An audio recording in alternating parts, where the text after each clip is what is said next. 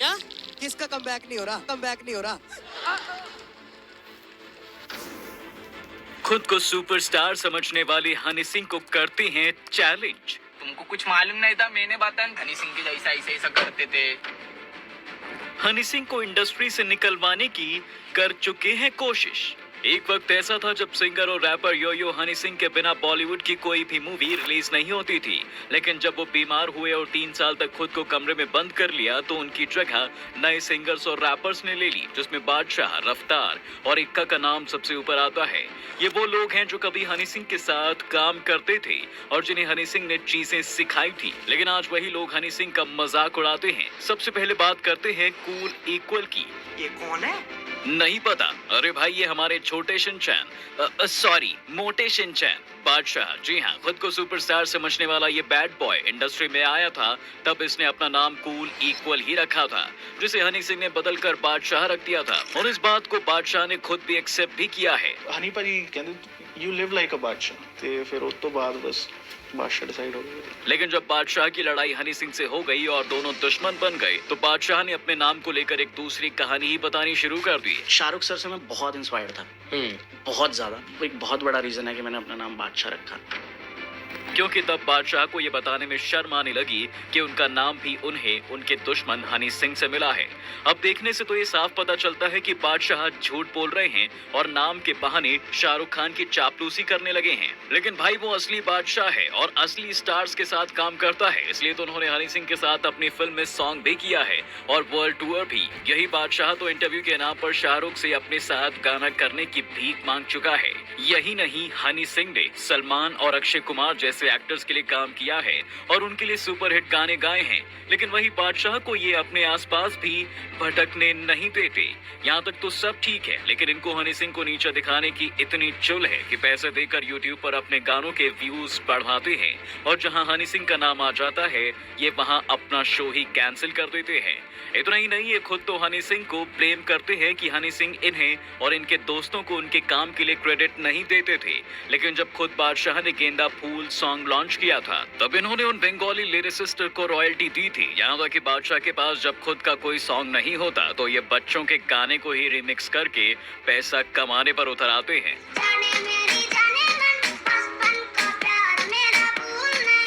जहां ये खुद तो करोड़ों रुपए कमा लेते हैं और बच्चों को थोड़े पैसे देकर भेज देते हैं। इसके बाद आते हैं बादशाह के दूर के भाई रफ्तार। दूर के इसलिए क्योंकि बादशाह और रफ्तार जब हनी सिंह के बनाए माफिया मुंडीर बैंड के साथ काम करते थे, बादशाह खुद कई सालों तक रफ्तार से नहीं मिले थे। लेकिन जब बात आई हनी सिंह के खिलाफ काम करने की तो दोनों लंगोटिया यार बन गए। लेकिन इसके बाद भी रफ्तार का कुछ खास भला नहीं हो पाया। कहाँ वो रफ्तार इंडस्ट्री के बहुत बड़े सिंगर और रैपर बनना चाहते थे, वो आज टीवी पर अपना करियर बनाने के लिए रोडीज खेलने को मजबूर हैं।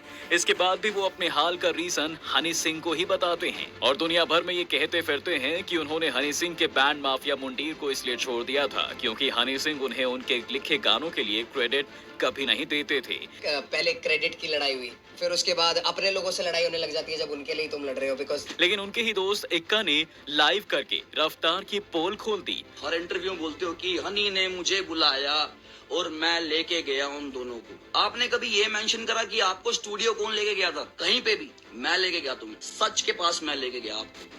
हम तो कुछ भी कहने से पहले यही कहेंगे कि रफ्तार को पहले खुद लोगों को क्रेडिट देना चाहिए। लेकिन रफ्तार कहते हैं कि उन्होंने हनी सिंह से दुश्मनी सिर्फ इसलिए नहीं की थी कि वो उनको क्रेडिट नहीं देते थे, बल्कि हनी सिंह दूसरे आर्टिस्ट जैसे लील गोलू को भी क्रेडिट नहीं देते थे जिन्होंने हनी के लिए सुपरहिट गाने दिए। लेकिन कमाल की बात तो ये है कि आज तक खुद कभी लील गोलू ने हनी सिंह के बारे में कभी कुछ नहीं कहा, क्योंकि वो हनी सिंह ही थे जिन्होंने रफ्तार, इक्का और लील गोलू को म्यूजिक के बारे में सिखाया था और जिनके दम पर ये खुद को सुपरस्टार बोलते हैं। भाई, माना कि हनी सिंह के सॉन्ग आजकल उतने हिट नहीं हो रहे हैं, लेकिन अगर ये लोग इतने ही अच्छे सिंगर्स और रैपर हैं तो इनके गाने भी क्यों हिट नहीं हो रहे हैं। अब बात करते हैं किंग की। अरे भाई, ये कोई सच के किंग नहीं है, बल्कि इनका नाम किंग है। लेकिन इनके बारे में हम आपको कुछ ऐसा बताएं उससे पहले जरा ये सुनिए। And in India, Badshaah is number 1 and I'm number 2. And I'm number 2.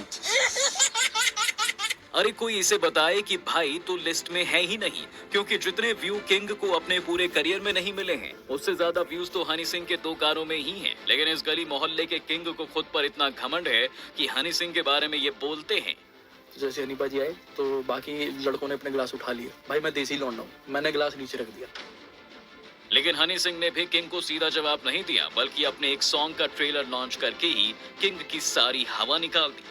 इसके बाद बात करते हैं बस्ती का हस्ती MC स्टैन के बारे में। बस कोई इसके नाम का फुल फॉर्म ना पूछे यार, इसकी तो अलग ही चुल है। कहाँ हनी सिंह इसकी तारीफ करते फिरते हैं और इसके म्यूजिक को यूनिक बताते हैं। फिर मैंने जाके MC स्टैन का एक आधा सा गाना सुना, मुझे बहुत क्रेजी लगा और बहुत डिफरेंट लगा। I wish him all the best कि वो लिल वैन से भी बड़ा कलाकार बने हिंदुस्तान में। लेकिन इसको तो बिग बॉस 16 जीत कर ऐसा घमंड आया कि इसने इंस्टा लाइव करके हनी सिंह के बारे में ही उल्टा सीधा बोल दिया। तुमको कुछ मालूम नहीं था, मैंने बताया हनी सिंह के जैसा ऐसा ऐसा करते थे।